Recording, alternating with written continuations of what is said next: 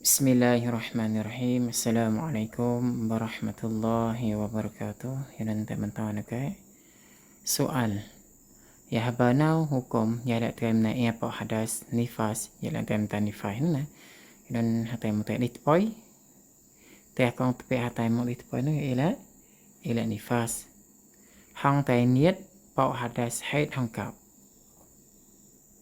Ta nifas ya ta haid kai. Yang tua-tua ni tem naiknya habang. Habang naiknya apa? Tem niat tua. Tem niat apa? Kau kan pau hadas pung. Yang ni. Coba mulai. Niat untuk palih hadas nifas. Hang tem niat untuk palih hadas haid. Hang kau. Atau yang niat pau hadas haid. Telah hatai mai. Niat pau hadas nifas. Maka hukumnya sah. Toi hang Syekh Ibnu Hajar. Dan tim ta'usah. Toi hang Syekh Ramli. Syekh Ibnu Hajar ก็ละนิดบางตรงตัวบางนะสาไกแต่เชครอมนี้ก็ละอยากนิดหาสาซาเหตุนั้นแต่มือแต่เชคอิบนุฮัจญัรนะแต่นี่แหละเก้าเปาหัดดัสปองเป็นไรแต่นี่แหละเก้าเปาหัดดัสปองmakanya tembak tumpi head ketemu nifas ketemuนั่นนะsoal ของตอนน่ะแกอย่าหาเปิ้นเอาหุกมในห้องติมตาเอาเจ้าคันเอาในเอาเจ้าคันเอาจะบอกได้แต่ในธรรมดาอะตอมในบ่จับห้องติมตาเอาเจ้าคันเอาตัวเตลิปิของตราอย่ากะลำตอบลำเกนั่นนะมองกางบ่หุกมอยู่เฮา harus เกี่ยวมัน tetapi lebih siam นั้นไปอยู่เจ้าคันเอาอย่าละยมในเตลิปิkalau maka hukumnya haram ngene nyem ta to tisanyo ya la nyahu chok kan ao na nyahu chok kan ao maka hukumnya hau ya lai hau hai bo o dalam tập ep tập kia nữa nèបញ្ហាkia oទីតួញូយ៉ាឡៃញុំណៃពុំតាបោហងគេហងទីមតាអោចុកខានអោអតាប៉ុនចុកតាពីហៅសំប្រណាអូទីសាញូចុកទីតួញូទីសាញូចុកអូហ្នឹងមិនហារ៉ាំឡាហើយនេះហារ៉ាំនេះទីតួញូញូចុកអីក៏ប៉ុន្តែញូសំប្រណាខានអោញូអូយ៉ាកាញូManau penegak bohong kena na maka hukumnya haram ya dak temna dalam keadaannya nan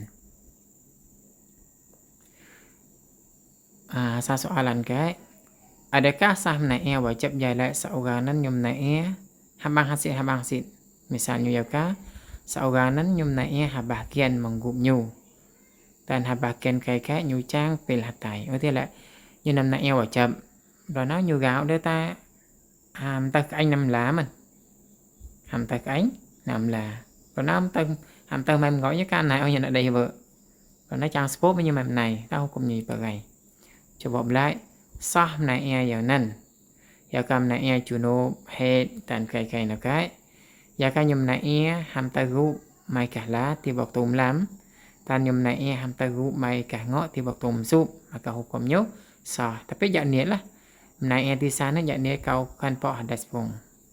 Yalah menai di tua ni macam ni dah kau ai.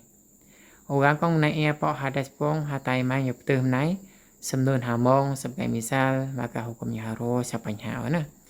Tan tipe kong nyukan mai menai tebak ber maka nyu ti hau wajib niat habang kai. Koyo kenap je hong nyu niat nai pau hadas pung awanan. Tapi ini benci asid bahasa nyum ta junub atau tidak nyum ta junub.